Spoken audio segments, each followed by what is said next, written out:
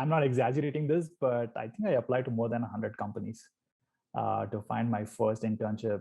Because even finding internship in 2015, so that's when I finished my first year of master's, it was not as easy as it is, or as accessible as it is today, because data science was still relatively a newer space, and not a lot of companies acknowledge the fact of the value of data.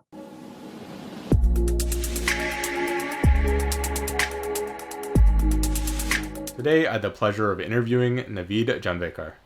Naveed is a senior data scientist working at Amazon in the United States. He works on solving fraud and abuse problems on platforms that impact millions of customers of Amazon's in the US and other parts of the world. And he does this using machine learning and deep learning. He has a master's degree in information science from the University of Texas at Dallas, and he graduated at the top of his class and was awarded a Scholar of High Distinction. He was also included in the prestigious International Honor Society Beta Gamma Sigma, which I also happen to be a member of. He has a Bachelor's of Engineering in Electronics and Communications from India as well.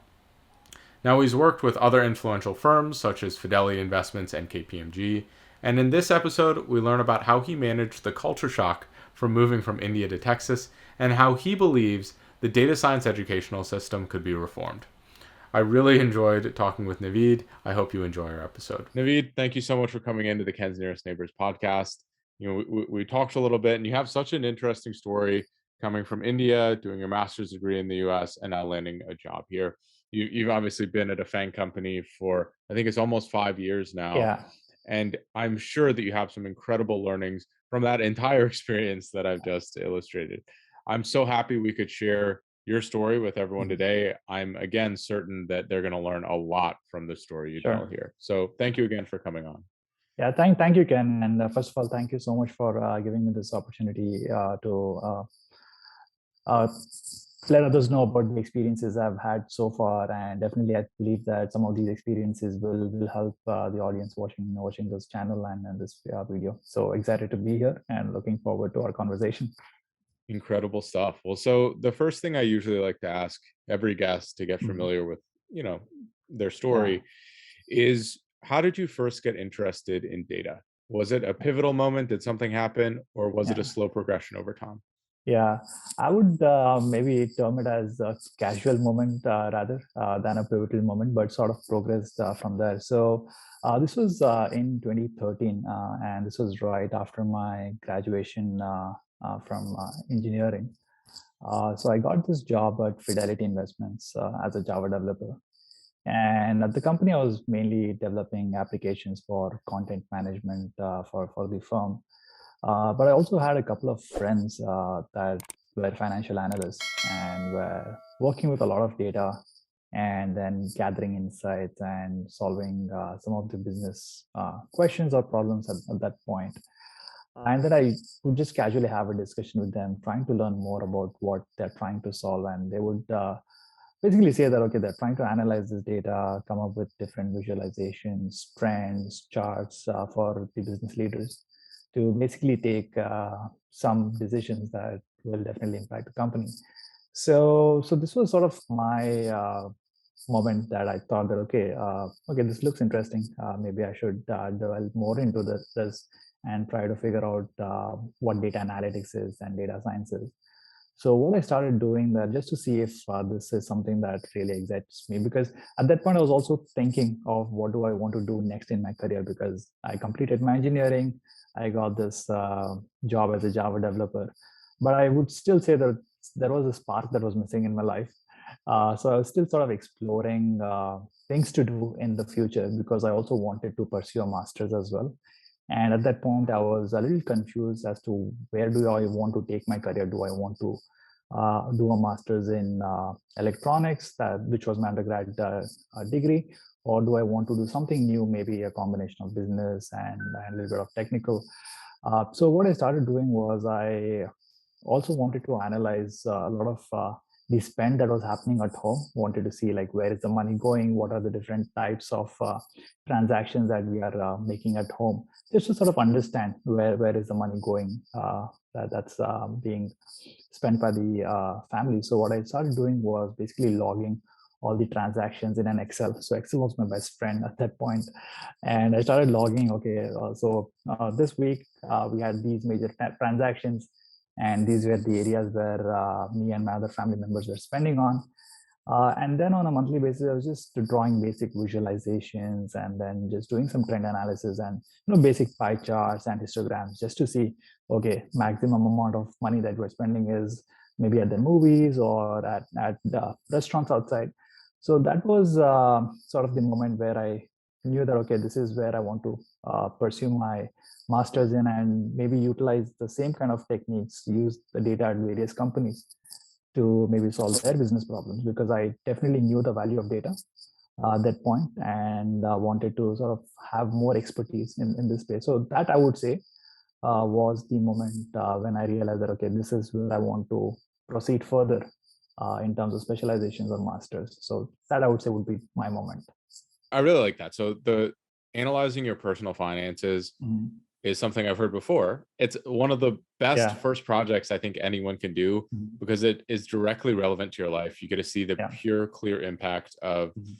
how data can help you save money, which Yeah. at a macro level is what you're doing for a company, Mhm. right? Is Yeah. you're either helping them cut costs or you're helping them find different revenue opportunities or whatever it might be. And I really like that that was one of your first Yeah. ways to sort of foray into this data domain. Yeah.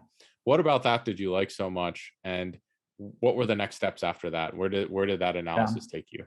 Yeah. So that analysis at least gave me some clarity into what I want to do next in my life, because, like I said, I was also planning on pursuing a master's degree, and I was really confused whether do I want to go into my electronics or maybe something data related. And they sort of cleared that I wanted to go into something data related.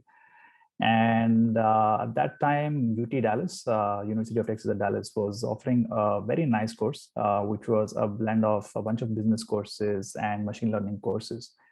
And that, I would say, was a best fit for me at that point in time, because that's something that I was exactly looking for.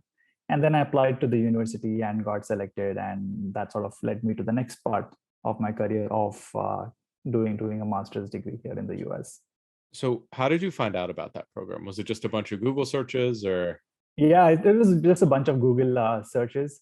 And at that time, I wouldn't say I was too familiar with data science as well. So I would just search a bunch of keywords uh, like data analytics, business courses, just a bunch of relevant keywords.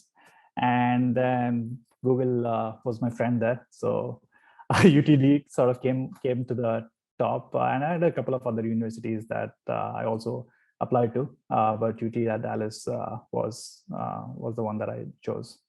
that's awesome. And so how did you like decide, or how did you know that you wanted to pursue a master's at some point? Was it Yeah, just like, hey, I like school, or what went into that decision? yeah. So I would say initially it was a lot of insistence from my family, because my parents, they, like any Asian parent, right, or an Indian parent, definitely want their kids to do a master's, do a PhD. So there was a lot of insistence from my parents that, okay, hey Naveed, you gotta do maybe a master's and somewhere abroad. And basically, the reason behind that was they wanted me to experience how the world is outside of India. And because they themselves migrated from a remote part in India to a major city in India, which is Bangalore. And now they wanted me to go from Bangalore to a different part of the world and experience the culture, education, tech, and basically uh, gather that experience. And they were okay with the fact that, okay, even if you don't work there, don't find a job there, you can still come back to India, but we at least want you to go experience different cultures and learn different tech, or learn education from different people that may not have the same kind of background from of people from India. So that was my inspiration or motivation to come to the US. And I was actually supposed to come to the US in 2013. That was the plan right after my undergrad to my master's. But I never moved away from Bangalore my entire life. So I was a bit homesick, and I actually pushed out my master's by about a year. And in 2014, that's when I came to UT Dallas for my master's. But yeah, going back to your question, it was my parents' insistence for me to pursue my master's. But then, yeah, I think it was one of the best decisions of my life. That's awesome. I think that that's such a cool bit of wisdom from your Yeah, parents, and I think that that's incredible. Sort of leaving the nest and charting yeah, your own path and seeing what the world is like. I think is a very important thing for everyone, whether it's yeah, leaving your city or your hometown. It yeah, could just be going to the city next door, but it's still spreading your yeah, wings, and you learn so much about yourself yeah, in those experiences.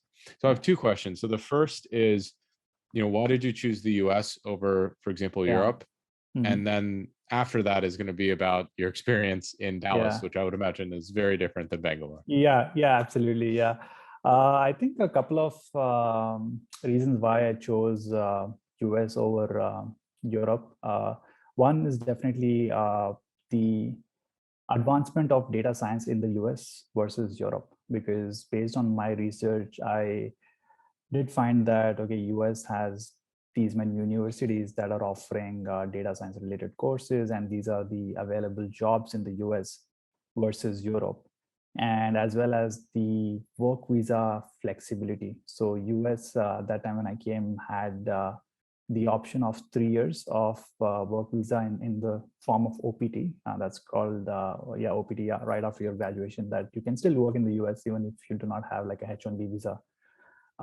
And versus Europe, I did have some challenges in getting work visa, and a lot of the people in my neighborhood in Bangalore were already in the US, and they would always tell me so many good things about the US. So I would say it was a lot of influence from the people in my neighborhood, as well as the available job market that led me to, and definitely the availability of courses and university that led me to choose US over Europe.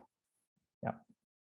Oh, that's awesome. I really, those are things that I hadn't considered. So, the one thing that I know about US versus Europe versus some other places, frankly, the US graduate degrees and programs are very expensive compared to the rest of Yeah. the world. Mhm. How did that factor into your decision? I mean, do you have Yeah. any advice around that? I mean, if someone's coming, from Bangalore, frankly, the Yeah. the Yeah. exchange rate is not Yeah. incredibly good, so it Yeah. can be Yeah. exorbitantly expensive. Yeah. What are Yeah. your thoughts on that? Yeah. Yeah. Definitely. It's a pretty challenging situation, to be honest. And I know a lot of my friends who could not pursue an education in the US just because their finances are not as good as they had to be to even get a visa. So they had to wait a couple of years until they made that kind of money, or maybe take a loan. But I would say I was fortunate in that regard, because at least for the first year, my family funded my education. I think every semester it was coming up to like $12,000, and we had about four semesters, so roughly about $48,000 was just the tuition fee, and plus There's adding on to cost of the living too, cost of right? living, Yeah. right? Oh my Exactly. goodness. So you're roughly looking at about $60,000 to $70,000. Yeah, so that's a huge amount for people coming from countries like India, or that part of the world, right, where families are not earning as much as that. So first year, at least my family supported me. I had the necessary funding to fund my education, to get the visa. And luckily, in the second year, because I had like a 4.0 GPA in across all my subjects in my first year, I got a Dean's Excellence Scholarship that made my tuition fee in state, and that straight away waived off like 50% of the fees that I had to pay. And then I also had an internship at the end of my second semester that helped me fund my second year of education. So that's how I funded it. So partially my family's fund, the money that I earned through internship, and the scholarship. So that helped me bring down my overall tuition plus living expenses considerably. So I would suggest, I mean, anybody who's trying to pursue a master's, definitely try and apply for scholarships. I know there are scholarships available even before you come to the US. So definitely, you, one could try qualifying for such scholarships. And also, not all universities are expensive at the same level. Some universities do have like lower tuition fee, and then there are low cost of living cities. Like Texas is pretty low cost of living compared to maybe Boston or New York. So yeah, but that's the way I funded my education. But my suggestion would be try and apply to as many scholarships as possible where one would qualify. I really like that. I think people don't realize how much effectively free money there is out there. Yeah, This was a while ago yeah, when I was in college. I forget. I think it was like some random scholarship you just had to write an essay for, okay. and it was a sizable amount of money. It was like Mm. $4,000 or $5,000 Oh, per semester, uh, and I was one of like three people that wrote an essay and applied to it. oh, Right, okay. and so I have ended up Yeah, getting it. But if you look at all the opportunities that are out there, mm, you might be surprised that just other people aren't looking or yeah, they don't know it's available. Like, do yeah. your homework on the scholarships, because you'd be surprised at what you could find. Yeah, absolutely. A lot of it is actually lack of information because there's so much out there, but I wouldn't say everybody knows what all is available. And it's just doing enough research to find the right kind of opportunities out there and just tapping into it, right? So yeah, definitely I'd encourage people to just spend some more time into sorting out the finances. And once you land here in the US, maybe after a year, definitely there are a lot of internship opportunities that where you can earn money and then pay off your rest of your tuition fee. Yeah, I will say that is a huge benefit of Yeah, data science, software engineering, tech internships yeah, is the pay is usually very good. exactly. And sometimes they even house you. There's a Yeah, lot of nice yeah, benefits yeah, associated with absolutely. that. Yep, yep. So I'm very interested now. So what was your experience in Dallas like? I'm Yeah. I'm I have to imagine it was a major culture shock.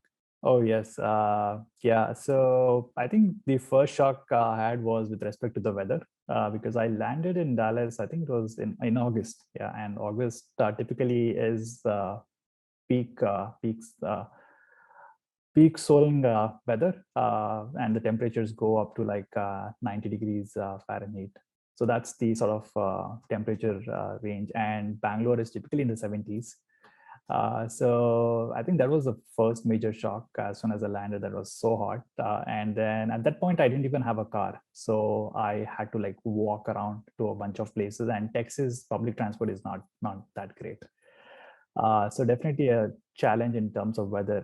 The second aspect was just coming away from family because this was the first time ever that I left my family, I left India and came to a different part of the world where I didn't know anyone.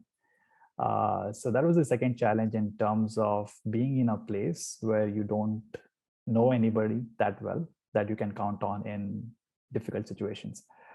In terms of the other aspect was definitely the food.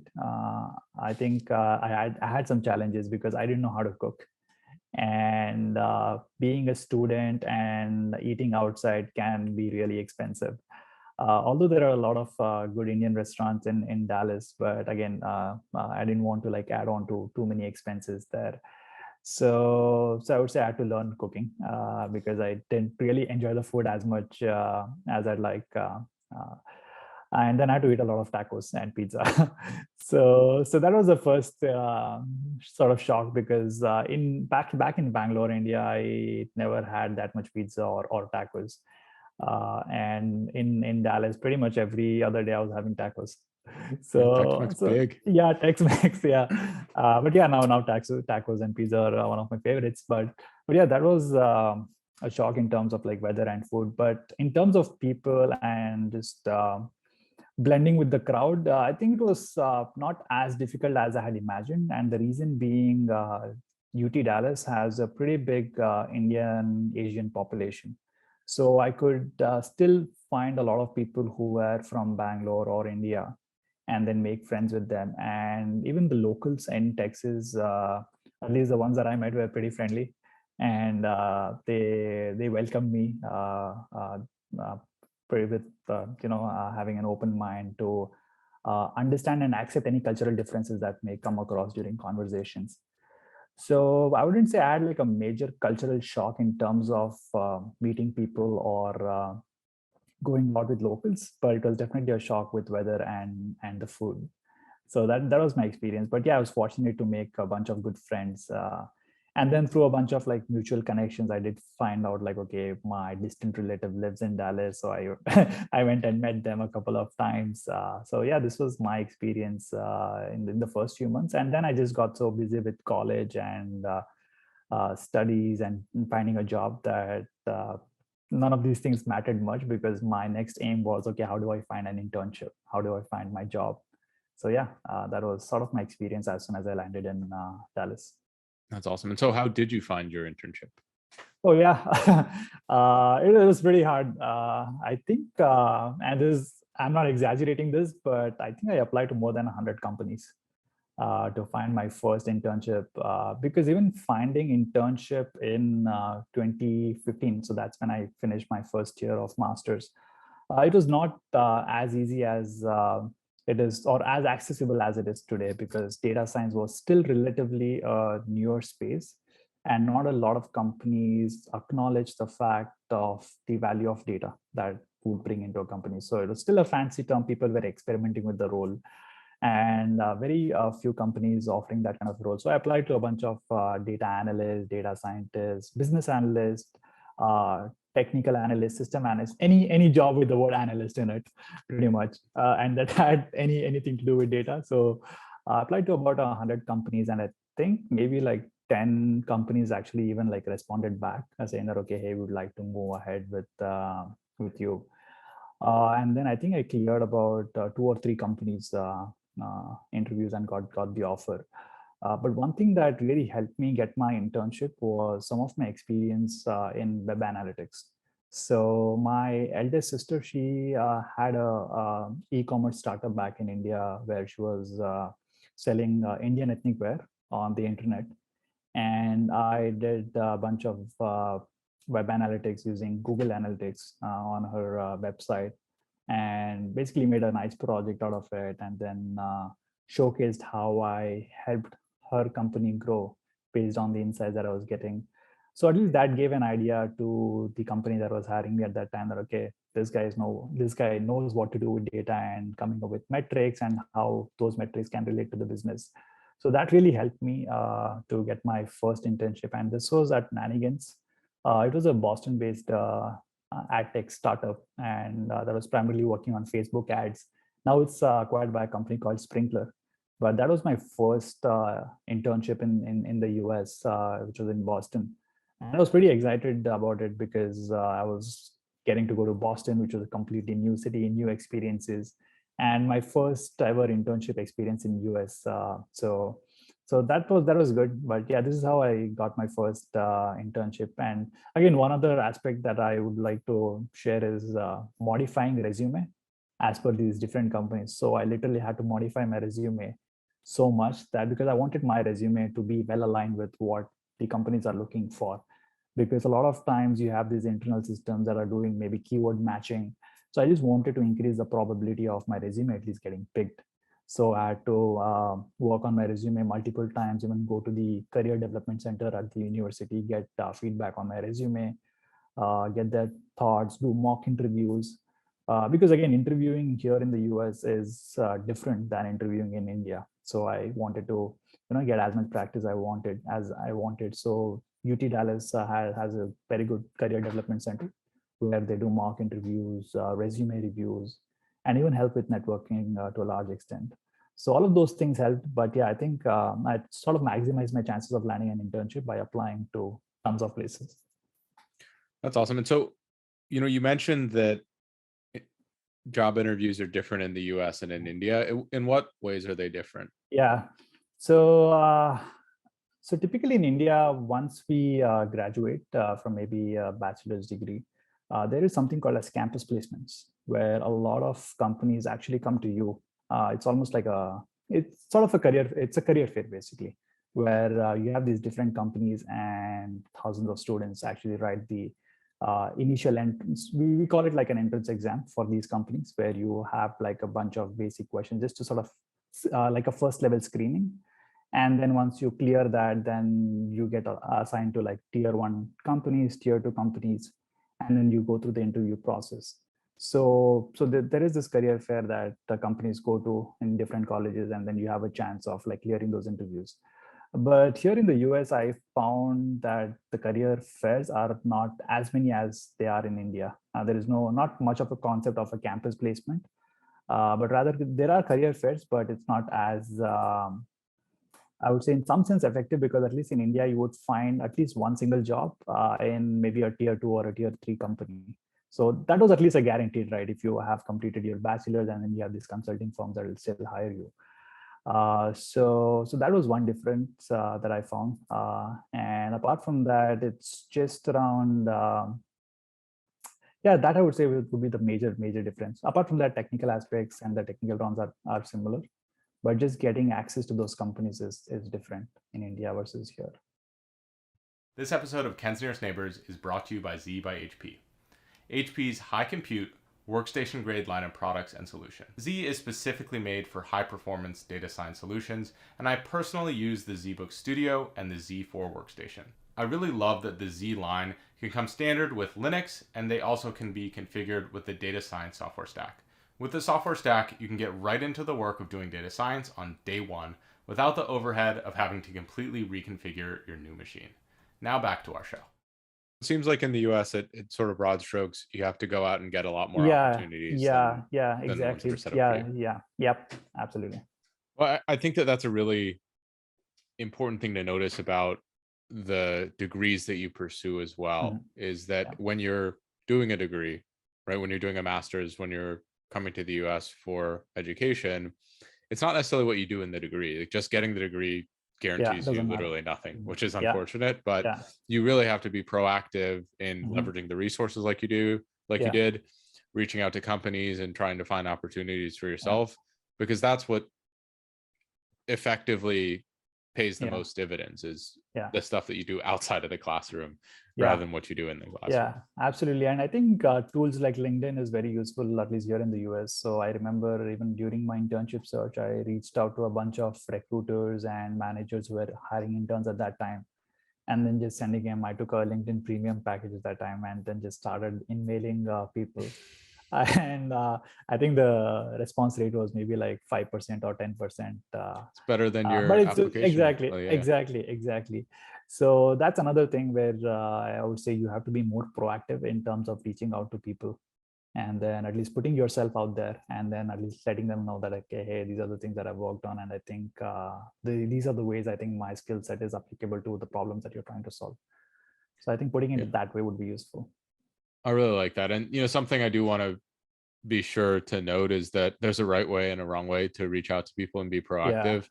I think I get it a lot, just people spamming messages, and you have a worse chance spamming a message than going through a traditional path, right? If you do send a very nice personalized message, you send a message that you would like to receive in your inbox, you have a reasonable chance of getting responded to. But the volume game does not work in a one-on-one conversation.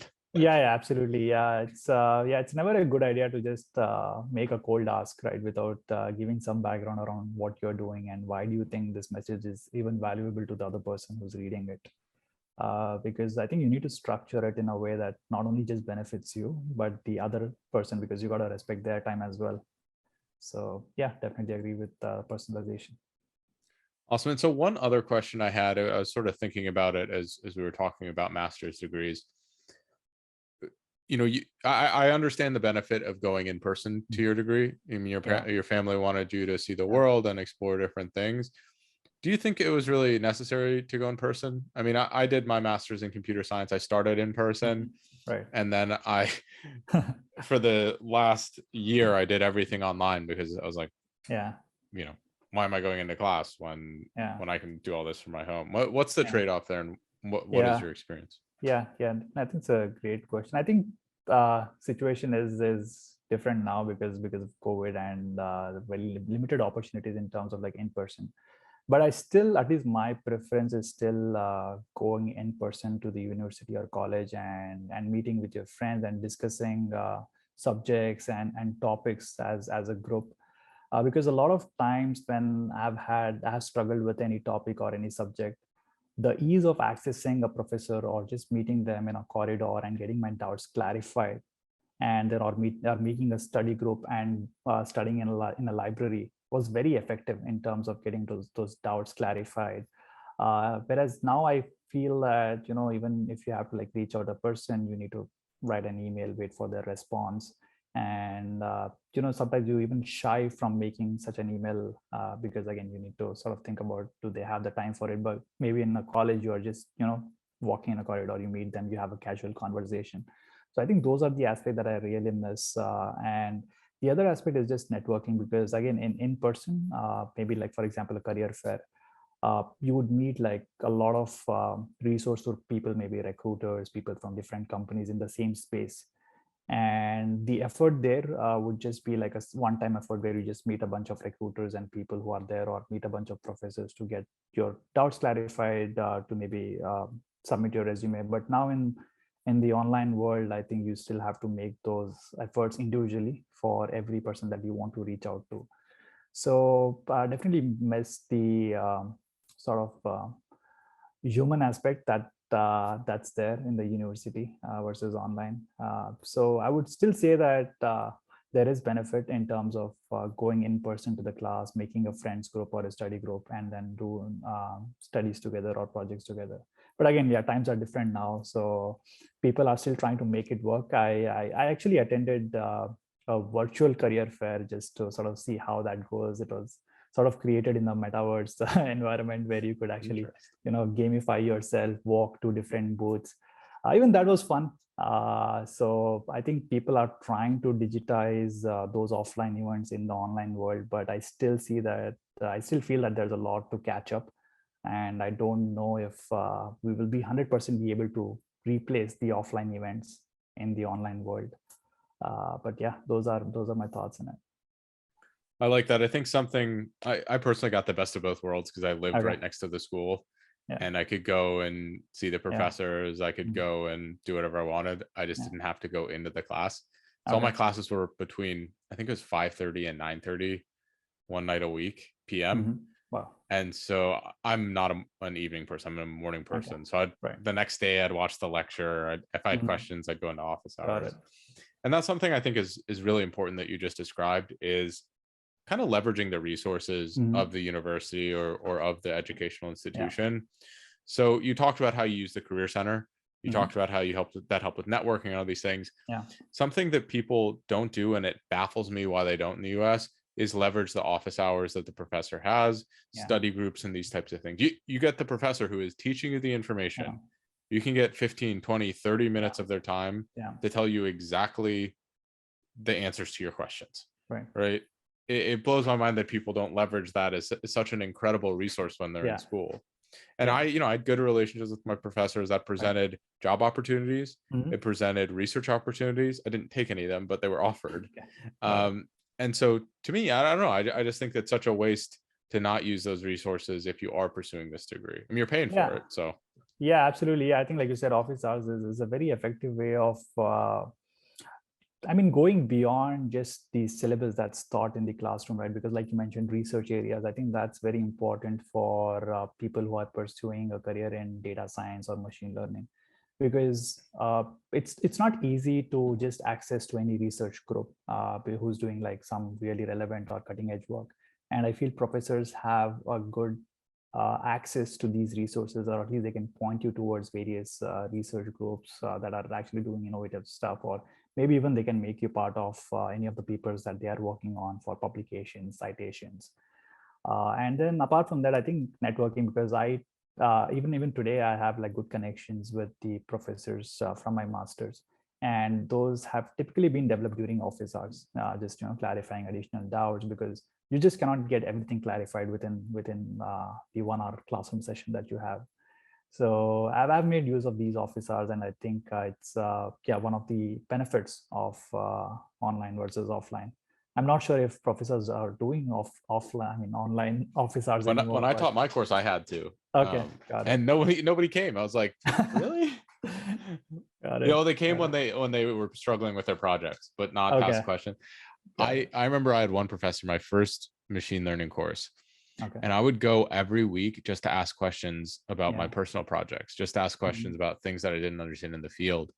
And the guy, bless his heart, he would sit there and listen to me.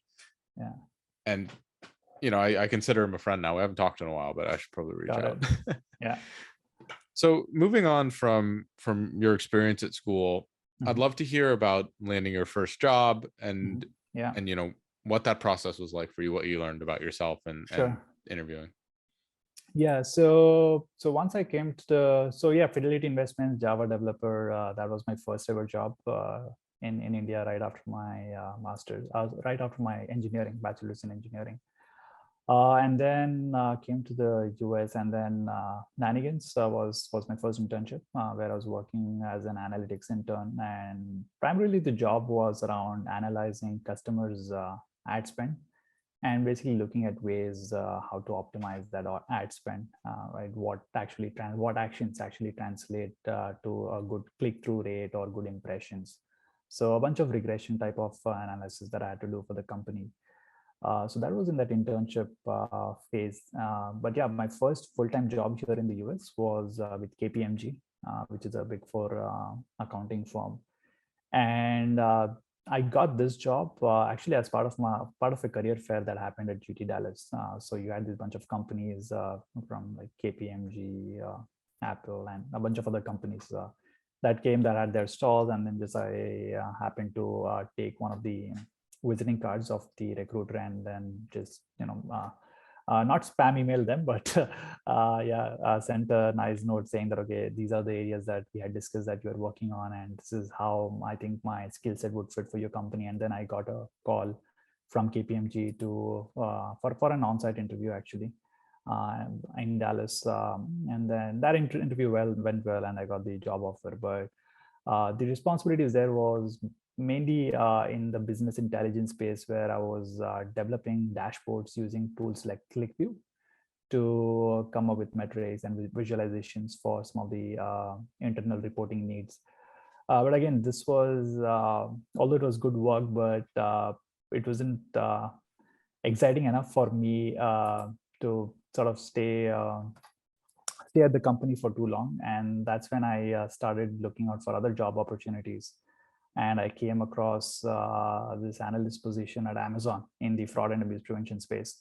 And I had a few friends who were working at Amazon before I joined, and they would tell all these nice things that they are doing at Amazon. So and definitely Amazon being a top tech firm, that was always the motivation to be part of that firm. So I joined as a business analyst for Amazon, and worked for about a year as a business analyst, coming up with metrics and reporting stuff, dashboarding.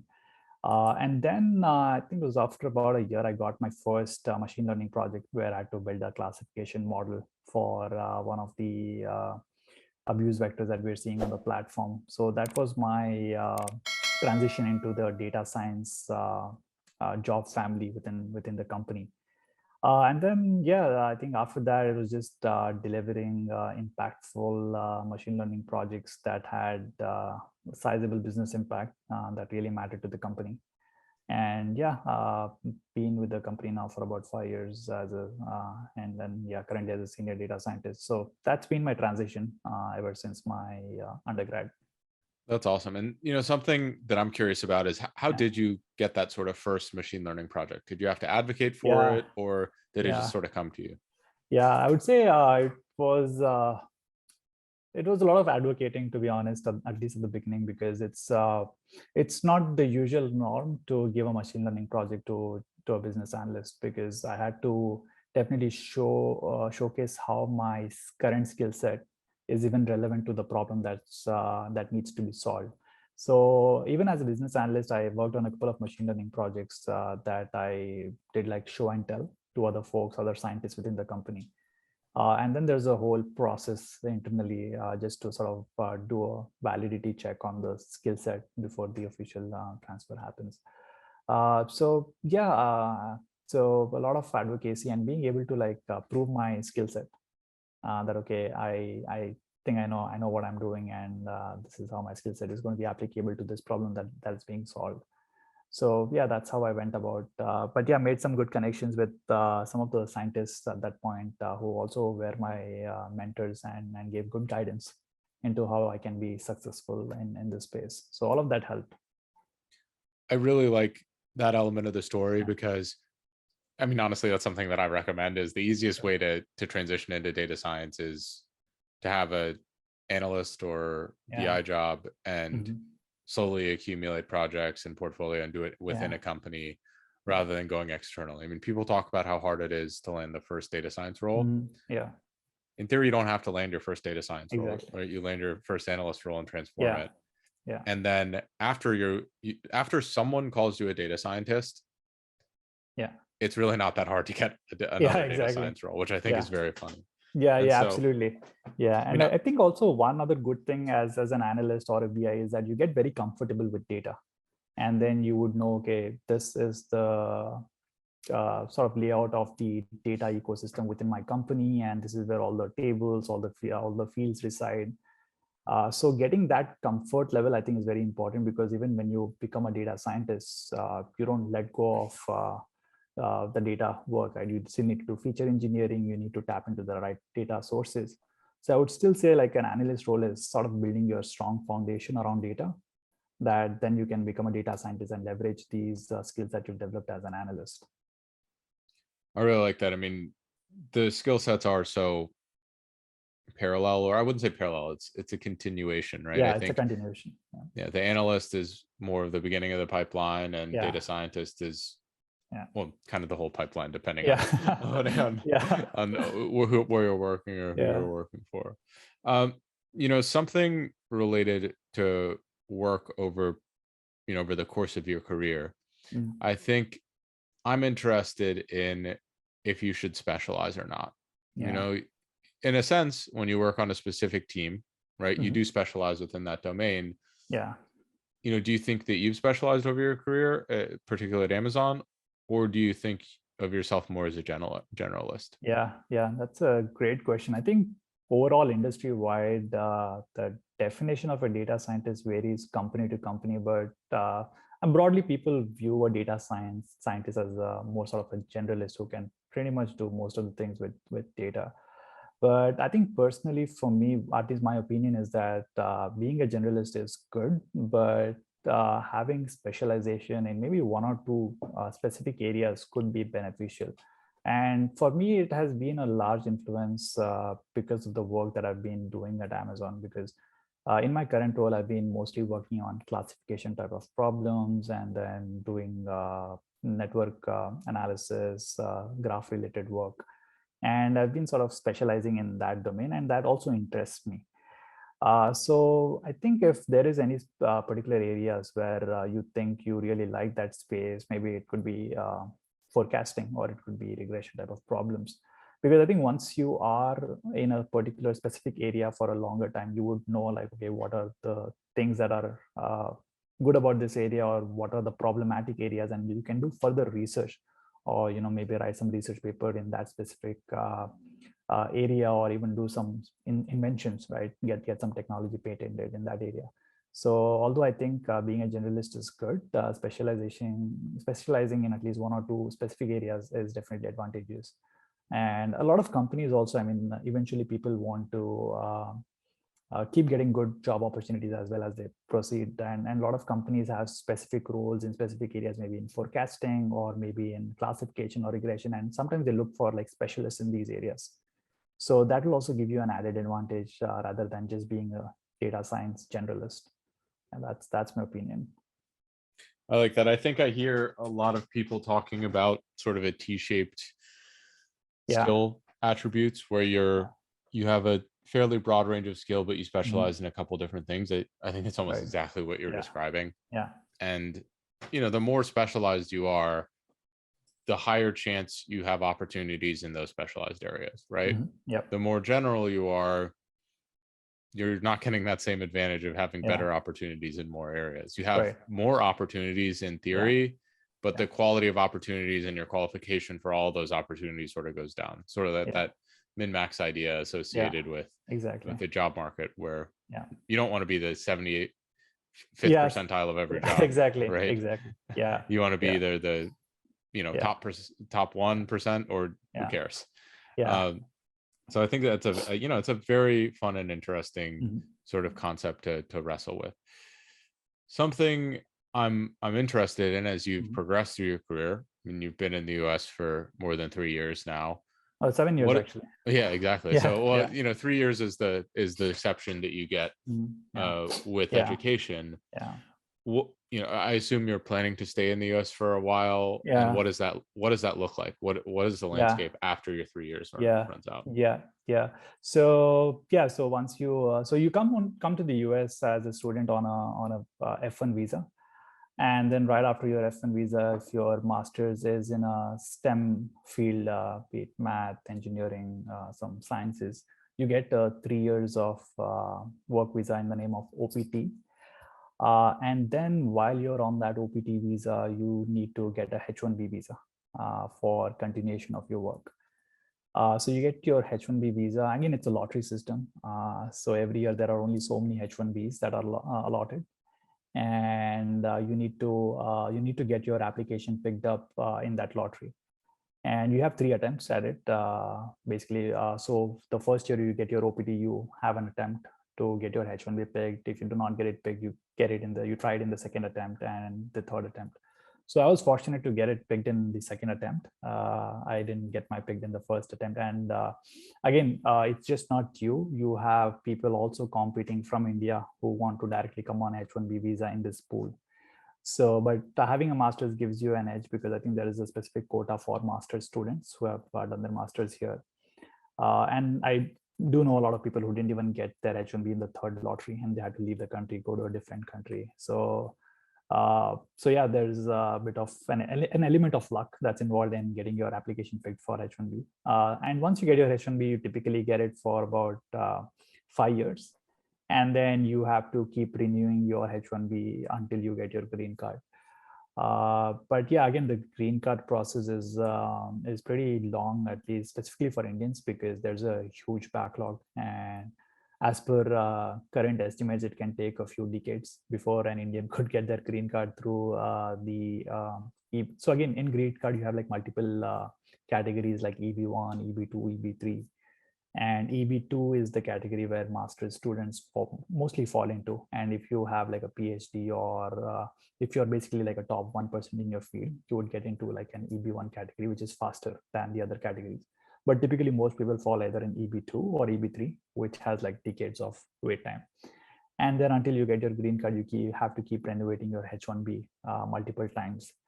And that is not a good situation to be in, because again, your H1B is tied to a specific company, and then you cannot do anything of your own apart from that job. Maybe if you want to start a company, start a startup, you're limited by options. So that's the challenge. So for Indians, I think, yeah, most of the people, have to wait a long time to get their green card. Awesome. Yeah, my friend Deval, who runs the Code Basics Yeah. YouTube channel, he recently got his green card, and now he can actually Got it. start monetizing that content. Yeah. So he'd been doing it Yeah. all completely for free until up to that Right. date, which I think is incredible. So, Yeah. Yeah, I mean, it's an interesting constraint. I think it's really important to think about. There's also, if you're coming from different countries outside of India, there's different constraints on the H1B. So if you're coming from Singapore, for example, Yeah. the quota for Singapore, they almost never hit. So it's significantly easier for some countries to work in the US.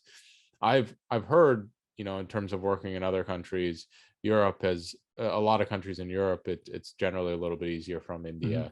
And I think that, that is a kind of meta-analysis that you might want to do when you're looking at pursuing working in a different country or working globally. But that is like kind of one of the unfairities of the world. But it is something you can study and understand and figure out how to give yourself the best options for. Yeah, absolutely. I mean, like I said, there are like other ways of getting green card as well for Indians. You just have to meet the criteria for those other categories or work towards that criteria. But yeah, I think it's just a process that we need to follow. Very cool. And so, one thing I wanted to end on, we talked about your awesome career, your incredible learnings, your education, but we've also talked a little bit offline about how you think education in the data space could be improved. I'd love to hear your thoughts on that and get maybe a little bit of insight into how you'd make a better education system. Yeah, sure. Yeah, I think absolutely. I mean, currently, I think the good aspect is that there are a lot of places that are offering data science education, and most of the places are doing a good job in setting the foundations right, getting the right skill set to at least be like a data science generalist. But I think one aspect that I see missing across a lot of these platforms is that not enough emphasis on specialization, like we talked about. That maybe, at least from my practical experience, I think once I spent like maybe 2-3 years in the data science role, I wanted to get more involved in research areas, or making some data science related inventions, getting those inventions patented. But it was very hard to find groups that are outside company that are working on some data science problem that they're trying to solve for the industry. And that's one area where I feel that these edtech platforms can have some sort of research focus groups where people can participate and then contribute their skills to those research, and eventually with an objective of getting an invention patented, or maybe publishing a particular paper. That's one area. The second area is around mentorship and guidance.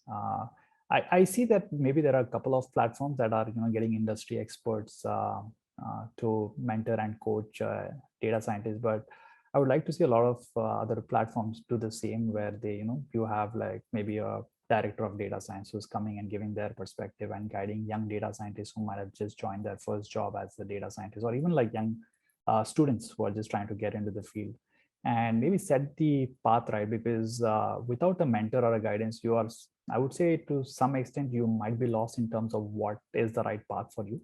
But at least having someone guide you and tell that, okay, these are the opportunities available, and sort of setting that path for you, so that at least you can consider to proceed on. I think that's another area where I think platforms should do some more effort in terms of making that more mature. The third aspect would be generally in terms of making you more competitive in the space. And what I mean by that is most of the data scientists have more or less similar skill set, right? Maybe they all know how to take an off-the-shelf library, make a model, get it up and running, do some product sense, product intuition. But how many of these can we actually, push the limits, make them like the top data scientists in the world, right? What are those things that will actually make you top in your field? Maybe is it through research, or is it through making some presentations, attending conferences? So I think these are the areas where I think platforms should still guide a lot of young professionals and students to consider when they're maybe studying, or even their early days in their profession. Awesome. I think that those are all incredible insights or ways that we could improve and really make this field more progressive. Something that I realize about myself, right, is that I'm probably never going to make the most cutting edge, incredible data science startup or technology company or whatever it is, right? That's not my role to play. But hopefully the content that I create, the stories that I tell, the people that I interview will inspire someone to be interested in this field, or help them to make progress in this field, so that they could be the person that does make that incredible advancement. And I think that that's so cool, is that in some small way that I can be a part of that, hopefully. Absolutely. There are plenty of other great educators that they're probably going to listen to first before but at the same time, I think that there's something very powerful about that. And teaching education is what drives innovation, which drives change, especially positive change. So I really admire that. How can people learn more about you? Where can people get in contact with you? What's the best places for that? I think the best place would be LinkedIn. So I guess we can share my LinkedIn profile and the video, and then people, if they want to have any further conversations, they can reach out to me on LinkedIn, and I'd be happy to connect and help or guide in whatever way I can. Incredible stuff. I will leave your LinkedIn and linked in the description below. Your name is also going to be right kind of under your face the whole interview. Awesome. So people can check it out there. Naveed, thank you so much for coming on. I really enjoyed this conversation. And it looks like we did everything right on time. Yeah. Thank you so much, Ken. It was a pleasure being on here and having this conversation with you. Thanks a lot.